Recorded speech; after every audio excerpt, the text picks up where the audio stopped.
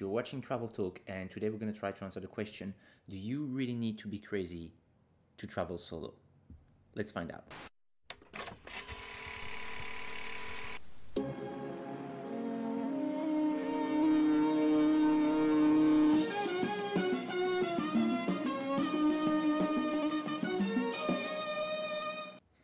So, Becky, you're half Italian, half British, you're a freelance writer, and you're currently living in a tiny town in the UK, right? I actually live on a cliff, You're living on a and cliff. I'm Okay. living on a cliff. Yeah, literally, my I live in an apartment, and it's got a sea view, but it's in a tiny coastal town in northern England, so it's called Saltburn. So it's very far from London. So, yeah, you live in a small town in the UK, and actually, your first trip was when you were 13 years old. You traveled 300 miles up to London to buy a Nike jacket. So, now you're about to leave on a solo trip to Chile, and we're going to talk about that in a minute. But first, do you still have that Nike jacket?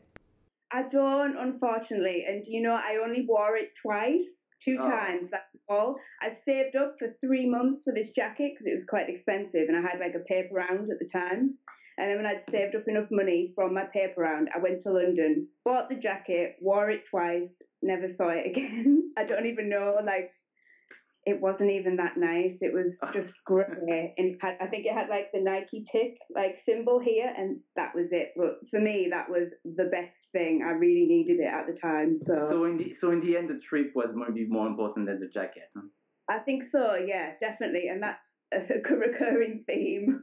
I go for one thing, come home with something else. So Chile and solo traveling, you're going by yourself, right? I am, yes, in September. Yeah, the end of September. So.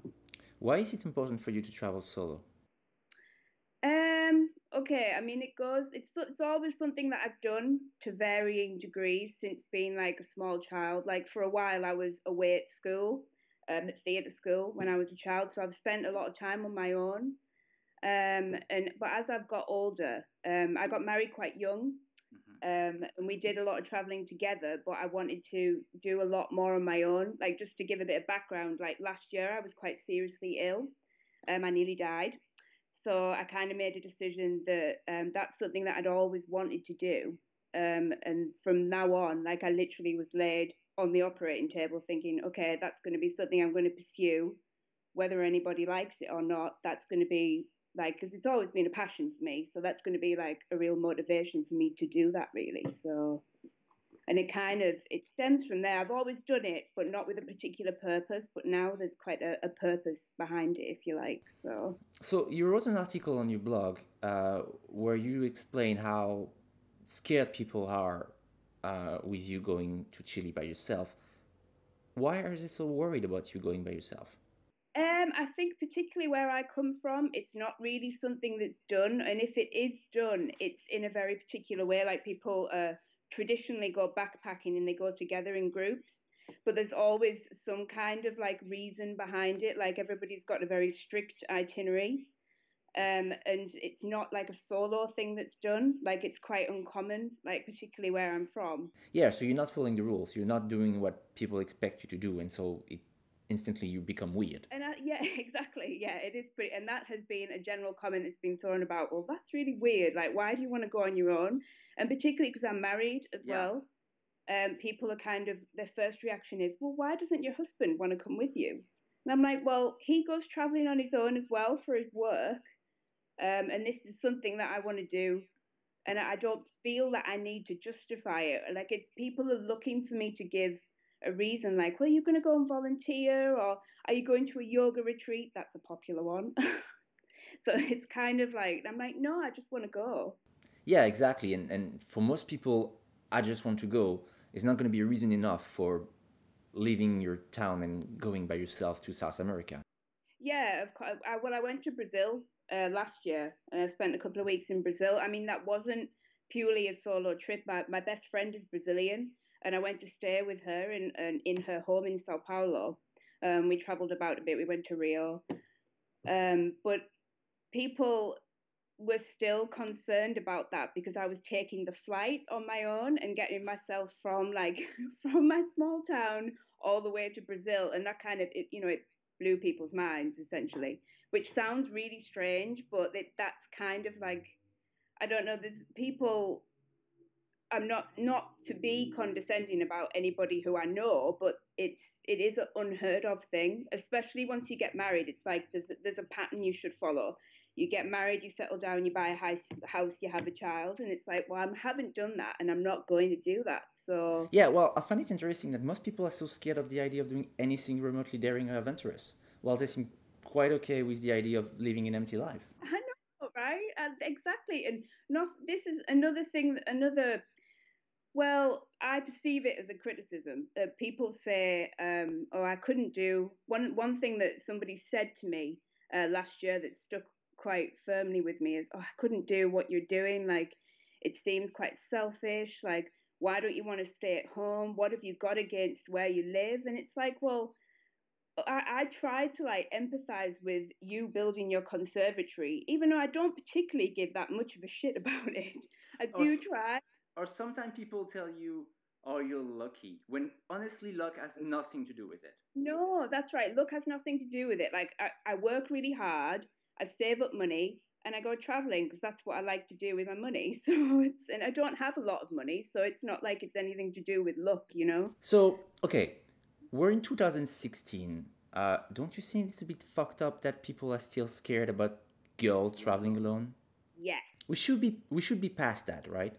We should be past that. That's right. And we should be past, it's like I said before, the if this should we should be past this idea of a woman that if you get to a certain age that you have to have done these things, like especially if you're a married woman, you have to behave this certain way that you do everything with your husband, like you two peas in a pod and you're completely inseparable. Whereas we're like, people, it's the other thing, people assume that there is something wrong, like there must be something wrong with your relationship if you want to spend time apart. For me, and I know for Andy, for my husband, like it's very important that we both have our own kind of interests and our own passions. You've got to have your own identity, or else who was the person that you fell in love with in the first place, Exactly. like, so yeah, I mean, I think there's that aspect of it. There's this perception that traveling alone as a woman, that once you get married, that's it. You shouldn't do it anymore. But then also, I think there's this idea that you have, as a woman, you need to have an itinerary. It's one thing people are always very keen for me to give. They want a plan from me. Yeah. They want, Do you have a plan? Do you have an itinerary for that trip? really, no. Like, I have a vague idea. Like, I'm going to spend 3 or 4 days in Santiago. I've booked an apartment there. And then I'm going to spend 2 or 3 days in Valparaiso, which is a city on the coast. And then I'm going to go to Easter Island for 3 nights as well. But I have, how I do it is I have vague ideas of like things that I like to look at on every trip. So I like to seek out the street art. I like to find really, really good bars that I like to go back to. I like to go to the museums and the galleries, but mainly I just like to flaneur, and that's like the best way to see things. Often is when you don't have the itinerary. Exactly. Yeah. You stumble on the best things just by walking the streets. So I don't like to be too restricted. Like that doesn't interest me, but it's always something that people want you to give. We need to know you're safe. We need to know your itinerary, and well, I don't have one. When you say that you're going to travel solo, do you mean that you want to stay alone all the time, or you're open to meeting new people and maybe tagging alone on their journey? Okay, I think the tagging along thing, like, I don't really want anyone to tag along. Like, if I want you there, I'll invite you to come with me. Like, that sounds really harsh, but for me, this is like really my precious time. Like, I really see it like that. This is really something for me that I'm doing for me, and I will invite you along. Yeah. So it's important for you to be alone. Yeah, absolutely. Yeah, because I spend a lot of time with other people, and it's not a negative thing, but I've always been someone who needs to have my own space. Like, I think a lot of my friends would say that while I'm quite like open and affectionate and very Italian in that sense, that I really am quite private as well. And I need to have my own space in order to be kind of upbeat and extrovert in the rest of my life, if you like. So it's just finding the right balance. I mean, you do always end up on the road, no matter what happens, meeting other people and interesting people. It happens. And I'm not averse to that. That's great when it happens really naturally, but equally, if it doesn't happen, I'm not bothered, you know? Yeah. Like I'm not going to go deliberately for that reason to make new friends. That's not it for me. That's not what I'm trying to do. Because I don't want to end up sacrificing anything that I want to do for what other people want to do, which sounds selfish, but that's just the way it is. No, I I pay, understand. so it's like, like that's my perspective. I want to see it through my own eyes, So and it is, yeah. So you, I'm you open to things, but yeah. I'm not doing it for that reason, basically. So So you'll be packing your bag soon, right? Suitcase or a backpack? suitcase for me. Suitcase because I'm small, like I'm very petite, and a backpack is bigger than me most of the time. Okay, yeah, that makes sense. What are the five things that you'll have to put in your suitcase? What are the five things that you can't travel without? Okay, right. First of all, this sounds really weird, but a sandwich bag. So Okay, you have to explain me that. one of these. Okay. Here's one I prepared earlier. Okay, so I always take hand luggage if I can now. Like I refuse to pay for luggage unless I have Uh-huh. to. So I always think I take enough for the first 7 days, and then I can find facilities to wash clothes, etc. After that, once I get to know the place that I'm in. But you always need, obviously now traveling, you need, if you want to take cosmetics, you need the Okay, clear yeah. bag. So always a sandwich bag, cheapest option. Okay, so sandwich bag, cosmetics. Um, I couldn't be without my phone and my headphones. I need music on the road. I would drop everything else for keeping my headphones and music on the road. Okay, out of your head, just like that, one song to travel. Learn to Fly, Foo Fighters. Okay, great. Definitely, definitely, always, always. It puts me in a good mood for traveling. It always makes me happy. Every time I hear it, I think of every flight I've ever took. Okay, so we have sandwich bags, phones, earphones, two left. Ooh, okay. It's really practical things. It sounds really boring, but I always think of what I need in terms of making me comfortable on a flight. Because if it's a long haul flight, you need things to make you feel comfortable. Because everything else you could buy in the country that you get to if you need anything. So, okay, so yeah, a toothbrush definitely sounds basic. And I always have. Oh, I was going to say, please don't tell me a neck pillow. This is from Finland. I always get this is a present from a friend, so I always. Okay, I know it's a present, but can I say it's really ugly? It's really, really ugly. It's awful. It's really bad, but it's so comfortable. Like it's really, really good. It's the most comfortable out of all of these that I've ever had. So, and Yeah, nobody wants to. I'm sure those things are really comfortable, but I can't. I can't.